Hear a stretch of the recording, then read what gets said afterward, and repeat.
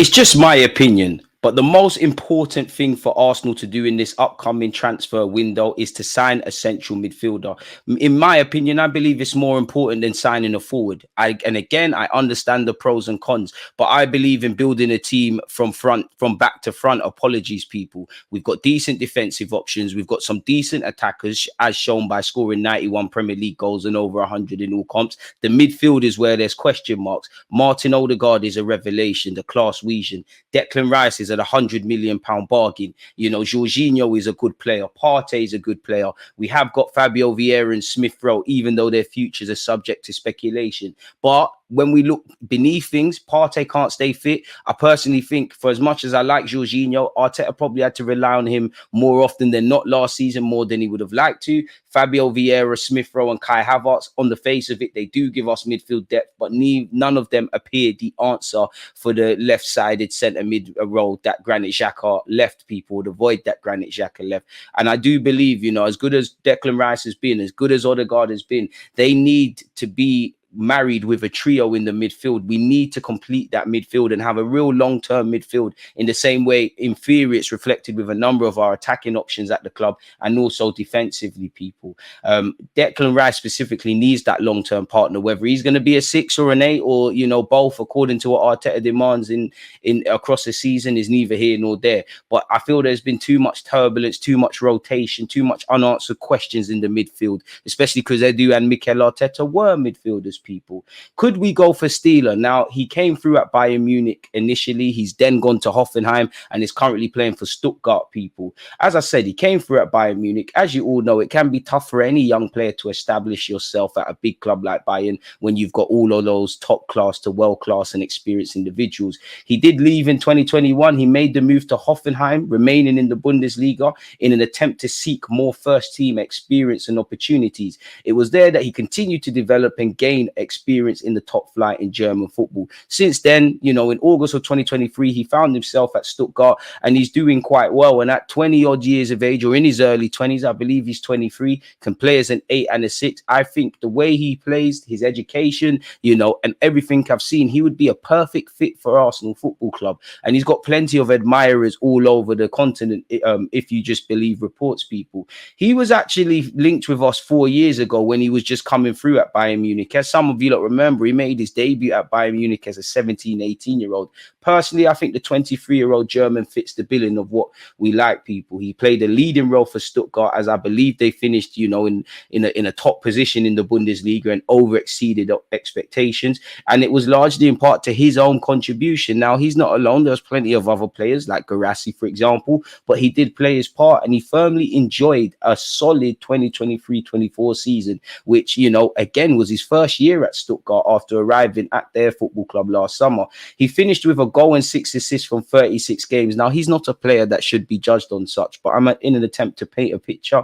I felt I'd mention that. For me, he impresses me with his all-round play. He's good in the build-up. That's what actually attracts me to him. I think he's very much a number. He can play multifunctional roles, but I think he's very much a number 6. Not really the organic English number 6, but the sixes you find on the continent. I'm not comparing him to such, but I think he's of the same kind of loose philosophy of a Rodri, of a Busquets, of a Barella, and people of that ilk. Simply put, every other European top nation apart from England, and how they look at this 6 and being almost in many ways your first attacker in terms of the middle, third and build-up play. So I think there's a lot that he could do. Also, the way he plays, and whether Rice is going to continue to play as a 6 or be, you know, developed into this all-action left-sided centre mid-8, I think he would be the consistent, competent and long-term partner to allow Declan Rice to do that. When you look at his heat map and stats, his defending, his passing and other aspects, you can see a solid all-rounder with good playmaking and controlling possession skills. He's also good at counter and high pressing. And at 23 years of age, he has a solid foundation that Mikel Arteta can use to provide Arsenal with a greater playing squad and also coach and promote good habits and just simply put, keep improving him. I do think he's got scope to grow and scope to develop. By no means am I suggesting he's the finished article, but I think he perfectly aligns with Arsenal's philosophy. Now, I'm not going to sit here and act like I watch Stuttgart religiously, but at times they've played a number of fluid, interchangeable formations, ranging from a loose 4-2-4 to a 4-4-2 to at times even looking like a 3 in certain phases of build-up. And they're a team that look to exploit the half spaces in midfield and look to create overloads all over the field. And I think that's something Stiller has shown he can do. And that's also very different, but something Mikel Arteta likes to deploy at Arsenal. So he fits in that regards,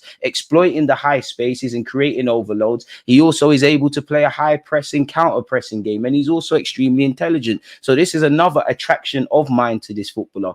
I would describe him as a high volume player. That's just a fancy term for me saying, simply put, he looks to speed up or slow down play at times and attract, oppositions towards him to open up spaces for, his other teammates in the final third. And he'll also take extra touches in an attempt to bait opposition players and create progressive angles all over the field. Long story short, you do see Partey doing that, but I'd say basically what you see Jorginho do loosely at Arsenal, people. He doesn't look it at first, but he is quite agile and able to contribute in all phases of play across the whole pitch. I think he's at home as a 6, but he's comfortable to play as an 8. And in a nice way, he's a typical intelligent German academy product. It's like they make these guys in a lab. His playing style is the style of a player that I believe is, one that Barcelona historically, Ajax and Arsenal fans would fall in love. I don't think he's eye-catching or he's not going to get bums off seat, but he's a high IQ, extremely intelligent individual. He has shown he can be a line breaker. Once again, he's very good at the counter press. He stands at 6 foot odd, something Mikel Arteta has looked to install greater height in our team, people. And at a point last season, he won 1.13 middle third tackles per 90, which at the time placed him in the 73rd percentile. So this shows that he can do everything that we're kind of missing or need to improve on or find options to improve upon in our midfield at Arsenal. Now, if there were some cons, again, I think stability is an underrated aspect in football. And, he's come through at Bayern Munich. He joined Hoffenheim. He was there for 2 years or so, and he's just got his foot under the door at Stuttgart. Stability, it could make sense to stay at Stuttgart. He's also got a 50 million euros price tag on his head, and he's drawing interest from a number of clubs, including Barcelona, where he could link up with fellow German Hansi Flick. He's also contracted until 2027. So this could make it hard to prize him away from his current employers, people. Nonetheless, I do think he's a player that is unfortunate that, when you're German, it's like being French, is that you're a good footballer. If you're from another country, Mr. Angelo Stiller would probably be in a Euro squad. Unfortunately, Germany are stockpiled with talent and experienced individuals.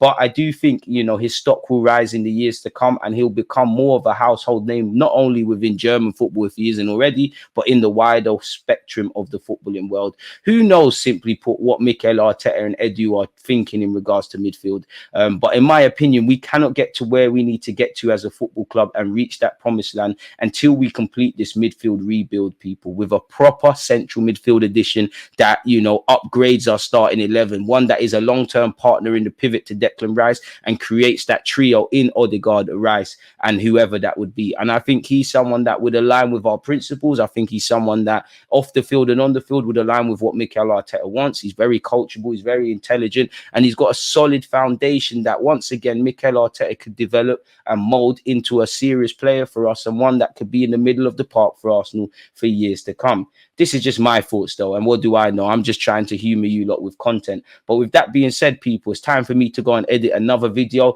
Let me know your thoughts. Don't forget to like, comment and subscribe. Follow on all the platforms from TikTok to Twitter to YouTube, etc, etc. Everything is in the video bio. So yeah, people, you lot stay safe, stay blessed. Appreciative for you lot tuning in. I'm out. Peace.